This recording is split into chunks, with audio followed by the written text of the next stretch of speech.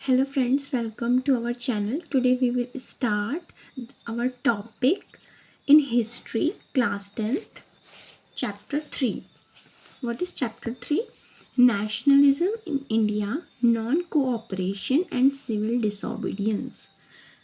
तो हमारा चैप्टर है नेशनलिज्म इन इंडिया. भारत में राष्ट्रवाद कैसे फैला. It means ideology of nation means nation की आइडियोलॉजी, नेशन का विचार लोगों के अंदर कैसे आया उस भारत में, उसको हम इस चैप्टर में पूरा ब्रीफ स्टडी करेंगे. और यहाँ पे हम दो मूवमेंट्स देखने वाले हैं जो उस टाइम उस दौरान चले थे. ब्रिटिशर्स के समय हमने चलाए थे उनके अगेंस्ट में.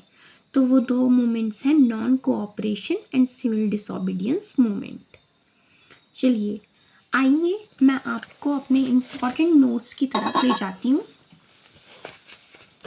ये मैंने कुछ इम्पॉर्टेंट नोट्स बनाए हैं. इसके साथ इससे मैं आपको ब्रीफ स्टडी कराऊंगी कि नेशनलिज्म इन इंडिया में नेशनलिज्म की फीलिंग कैसे डेवलप होती है. Start. Colonies. When specific country is being subjugated by another country power called colonization, the country which is being colonized is known as colony. तो इससे पहले थोड़ा आगे बढ़ने से पहले मैं आपको थोड़ा सा कॉलोनीज के बारे में समझाना चाहती हूँ. तो आपको पता ही है जैसे 1947 से पहले पूरा इंडिया में ब्रिटिशर्स का रूल हुआ करता था. तो जब ब्रिटिशर्स का रूल हुआ करता था तो ब्रिटिशर्स यहाँ आके हमारे छोटे छोटे एरियाज़ में, क्षेत्र में कब्जा करा करते थे. जब वो कब्जा करा करते थे तो वो अपनी पावर को वहाँ स्टेबलाइज करते थे. अपने पावर को स्टेबलाइज करने से वो जितने भी अत्याचार हैं वो वहाँ के पीपल्स से करते थे, वहाँ के पीपल्स से करते थे, उनको अत्याचार करते थे. तो जैसे इंडिया थी तो इंडिया भी एक उनकी कॉलोनी थी. यहाँ भी उन्होंने अपनी पावर जमा रखी थी. तो यहाँ से वे यहाँ के पीपल्स में क्या करते थे, अत्याचार करते थे. तो ये हमारी क्या हो गया, कॉलोनी हो गई. और इस प्रोसेस को उन्होंने क्या लिया, कॉलोनाइजेशन कहते हैं. कि जब एक कंट्री दूसरी कंट्री पे आधिपत्य जमा लेती है तो उसको हम कॉलोनाइजेशन कहते हैं. अब स्टार्ट करते हैं हम introduction. Idea of nation state created a sense of common identity and belongingness. New symbol, icons, new song and ideas. तो इससे पहले आगे समझने से पहले मैं आपको थोड़ा और बता देती हूँ कि नेशन स्टेट. अब यहाँ इंडियंस के अंदर नेशन की फीलिंग कैसे आई. तो उसमें नेशन के लोगों ने नए नए सिंबल्स, नए नए आइकन्स, न्यू सॉन्ग और नए नए विचारों के माध्यम से अपने अंदर नेशनलिज्म की फीलिंग को डेवलप किया. How did consciousness emerged in India. अब इंडिया के पीपल्स में कॉन्शियसनेस मीन्स चेतना कैसे डेवलप हुई नेशनलिज्म के प्रति. अब देखिए, one common point for development of nationalism in colonies was anti colonial movement. तो यहाँ के लोगों ने जब ब्रिटिशर्स इतना अत्याचार कर रहे थे तो यहाँ के लोगों ने ब्रिटिशर्स के अगेंस्ट में एंटी कॉलोनियल मूवमेंट चलाए थे. Sense of being oppressed provided a shared bond but the notion of freedom for each class and group varied. तो क्यों चलाए होंगे, क्योंकि ब्रिटिशर्स ने उन पे अत्याचार करा था. वो अपनी मांगों को ब्रिटिशर्स के समक्ष रखते थे पर वो ब्रिटिशर्स उन्हें क्या नहीं करते थे, एक्सेप्ट नहीं करते थे. पहली मांग क्या थी इंडियन पीपल्स की, फ्रीडम की, स्वतंत्रता की, क्योंकि उन्हें स्वतंत्रता चाहिए थी. अलग अलग क्लास, अलग अलग ग्रुप्स जितने थे सोसाइटी में उन्हें स्वतंत्रता चाहिए थी. पर उनका एक ही मकसद था, एक ही एम था कि ब्रिटिशर्स को इंडिया से भगाया जाए. तो अब देखिए, अब हम सबसे पहले स्टार्ट करते हैं the first world war and nationalism. How did first world war formed the feeling of nationalism in India. तो फर्स्ट वर्ल्ड वॉर से ही ये नेशनलिज्म की फीलिंग इंडिया में डेवलप होती है. अब देखिए कैसे. The first world war 1914 to 1918 it created a new economic and political situation. World War defense expenditure financed by war bands and increased taxes. देखिए, जो फर्स्ट वर्ल्ड वॉर थी वो ब्रिटेन और ऑटोमन एम्पायर जो था उसके बीच में चल रही थी। तो फर्स्ट वर्ल्ड वॉर 1914 से 1918 तक चली।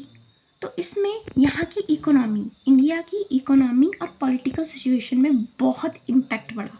अब कैसे इम्पैक्ट पड़ा इसको हम यहाँ पे समझते हैं। World war defence expenditure financed by war bans and increase taxes. अब क्या हुआ, ब्रिटेन वहाँ उनसे लड़ रहे थे। ब्रिटेन कहाँ किससे लड़ रहे थे? ऑटोमन एम्पायर से लड़ रहे थे। पर जब ब्रिटेन वहाँ लड़ रहे थे तो वहाँ जितना भी खर्चा हुआ करता था वो कैसे चलाते थे? वहाँ उन्होंने बहुत सारे हथियारों को हथियार से क्या करा, फाइट करा। तो जितने भी हथियार का खर्चा होता था वो किससे लेते थे? यहाँ कॉलोनीज से लेते थे। कॉलोनीज कौन थी? इंडिया। तो इंडिया से वो यहाँ वहाँ का खर्चा लेते थे। जितना भी वहाँ खर्च हुआ वॉर में वो कहाँ से लेते थे? इंडिया से लेते थे। तो इंडिया से लेते थे तो इंडिया से बहुत सारे टैक्सेस बढ़ा दिए जाते थे। इंडिया के जितने भी लोग थे उनको टैक्सेस देना पड़ता था, बहुत कर देना पड़ता था। Prices of essential commodities increased doubling between 1913 to 1918। अब क्या हुआ, जब टैक्सेस बढ़ने लगे तो प्राइसेस कैसे इंक्रीज हुए होंगे पहले मैं आपको ये बताती हूँ। तो जैसे टैक्सेस बढ़ेंगे तो क्या होगा, जितनी भी हमारी एसेंशियल चीज़ें हैं मार्केट में जो बिक रही हैं उनकी रेट बढ़ेगी। रेट बढ़ेगी तो क्या होगा, रेट बढ़ेगी तो लोग उतना एफर्ट नहीं कर पाएंगे कि उन चीज़ों को खरीद सकें। क्योंकि हम यहाँ पे देख रहे हैं कि डबलिंग बिटवीन 1913 to 1918। तो 1913 से लेकर 1918 तक एक ऐसा पीरियड चला जहाँ पे प्राइजेस के रेट क्या हो गए, डबल होने लगे। क्योंकि because of first world war जो ब्रिटेन और ऑटोमन एम्पायर के बीच में चल रही थी। Extreme hardship for common people, supply of soldiers for war, force recruitment caused wide spread anger. अब देखिए, अब यहाँ इंडिया में प्राइजेस बढ़ने लगे। प्राइजेस बढ़ने के साथ साथ क्या होने लगा, अब ब्रिटिश तो वहाँ लड़ रहे थे ऑटोमन एम्पायर के साथ, पर वो उन्हें सोल्जर्स चाहिए थे, उन्हें सैनिक चाहिए थे। तो वो इंडिया से पकड़ के सोल्जर्स को वहाँ लिगाया करते थे। कहाँ? लड़ने के लिए लिगाया करते थे अपने साथ, वो भी ज़बरदस्ती। फोर्स रिक्रूटमेंट का मतलब होता है ज़बरदस्ती। उनकी इच्छा नहीं थी पर उनकी इच्छा के खिलाफ उन्होंने वहाँ उन्हें लड़ने को लिगाया। तो अब क्या होगा, किसी आप सोल्जर्स को यहाँ से वहाँ लिगा रहे हो लड़ने के लिए और वो इंडिया के हैं, तो वो क्या चाहेंगे कि हम इंडिया के लिए लड़ें, ब्रिटिशर्स के लिए ना लड़ें। तो उन्हें क्या आएगा, गुस्सा आएगा। तो कॉज्ड वाइड स्प्रेड एंगर, तो उनमें क्या हो गया, गुस्से की भावना बढ़ने लगी। अब गुस्से की भावना बढ़ने लगी, ठीक है, आएगा गुस्सा। तो यहीं से नेशनलिज्म की फीलिंग डेवलप हुई। अब देखिए, crop failure, shortage of food. अब देखिए यहाँ से उन्होंने जितना भी सप्लाई था, अब वहाँ वो लड़ रहे हैं वहाँ के लोग, तो उन्हें भोजन भी तो चाहिए होगा। तो यहाँ वहाँ से फूड सप्लाई भी कहाँ होता था, कहाँ से होता था, इंडिया से ही वो फूड सप्लाई ब्रिटिश में लगाया करते थे। तो यहाँ क्या हुआ, crop failure, shortage of food, food की कमी हो गई, क्रॉप फेल हो गई तो शॉर्टेज ऑफ फूड हो गई।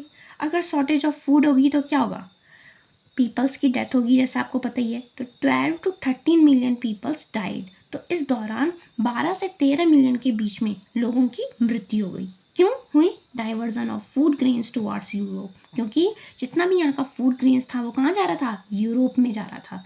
तो यूरोप में जा रहा था तो फूड ग्रेन्स की कमी हो गई तो क्या होगा, यहाँ डिजीजेस होंगी। अब आपको पता ही है, shortage of food leads to many disease. तो अब देखिए यहाँ इन्फ्लुएंजा एपिडेमिक एंड फैमाइन, यहाँ भूखमरी फैल गई और इन्फ्लुएंजा एपिडेमिक, बहुत महामारी इन्फ्लुएंजा की यहाँ पे फैल गई थी। तो ये रहा आपका नेशनलिज्म इन इंडिया में। मैंने इंट्रोडक्शन बताया फर्स्ट वर्ल्ड वॉर के टाइम पे कैसे नेशनलिज्म की फीलिंग डेवलप हुई। अब आपको यहाँ से पता चला, क्या चला पता, तो फर्स्ट वर्ल्ड वॉर हुआ, लोगों में क्रोध की भावना आ गई। तो कुछ फर्स्ट वर्ल्ड वॉर से एक नेशनलिज्म के लिए चिंगारी उठी। क्या चिंगारी उठी लोगों में कि हाँ, ये ब्रिटिशर्स हमारे खिलाफ गलत कर रहे हैं। तो यहाँ ऐसी चिंगारी उठी फर्स्ट वर्ल्ड वॉर के दौरान। अब मैं आपको आइडिया ऑफ सत्याग्रह और महात्मा गांधी, तो अब यहाँ पे बहुत सारे लीडर्स आएंगे, लीडर्स के साथ में बहुत सारे मूवमेंट चलेंगे, उनको मैं नेक्स्ट वीडियो में बताऊंगी। तब तक के लिए आपको क्या करना है, तब तक के लिए आपको do like and subscribe our channel and share among your friends and relatives also. ठीक है, थैंक यू।